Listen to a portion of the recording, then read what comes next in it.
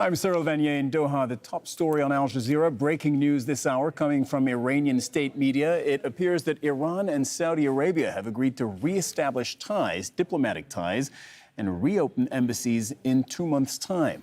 Our correspondent in Tehran, Ali Hashem, joins us now. Ali, what can you tell us at this stage? Well, this morning we heard and we read the news that there is a breakthrough, but we didn't know on which front, whether it's on the nuclear front or the Saudi-Iranian front. And then the latest news coming out from Iran's Supreme National Security Council that the secretary of this council, Ali Shamkhani, was in Beijing, China, where he met his counterpart, Saudi counterpart, and they agreed on resuming diplomatic relations within the coming 2 months. What we understood is that the Chinese government was mediating between the two sides, and that during President Raisi's visit to China, things were set and meetings started. Now, more details are to come in the coming hours, but there was already a pact between Saudi Arabia and Iran, so this is not coming out of blue. In the past couple of years, there were meetings between Saudi and Iranian officials in Baghdad, in Iraq, and there was a mediation that the Iraqi government started back in 2021.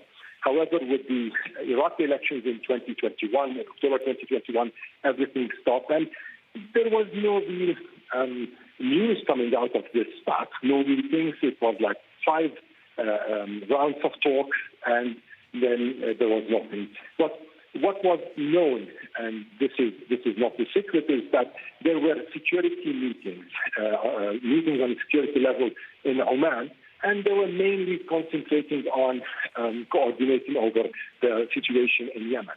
But for now, this is big news for the region because Iran and Saudi Arabia have been not enjoying good relations for the past 7 years, since 2016, when relations between the two countries were severe after an attack on the Saudi embassy here in Tehran by protesters. So since then, the Saudis withdrew their diplomatic mission, and other Gulf countries did the same, and the situation started escalating between the two countries, with a lot of files between them, intersecting files, with a lot of differences in regions like Iraq, like Lebanon, like Syria, and of course in Yemen. Ali, as you say, this is major news for the region. We're talking about the two big regional rivals. What do we think brought us to this point? You mentioned negotiations in Iraq. You mentioned there have been contacts. You mentioned there have been multiple countries, third-party countries that were involved. But what do you think are the bigger contextual elements that allow these two rival countries to now come to this point? Well, you know, when these two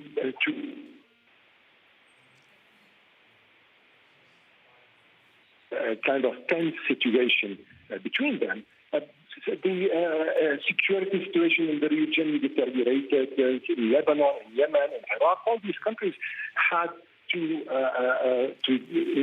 suffer from these differences. Now, it's possible that we see kind of compromises that are going to start in these countries, and then this is going to create a better situation maybe in the region, with both countries having a lot of leverage in several areas, and they're having also a kind of opposing interest in all these areas also. All right, Ali Hashem reporting from Tehran. Thank you very much. And just a reminder of viewers who are just joining us, we're learning from Iran state media that Iran and Saudi Arabia have decided to re-establish ties and reopen embassies. We'll bring you more on this when we have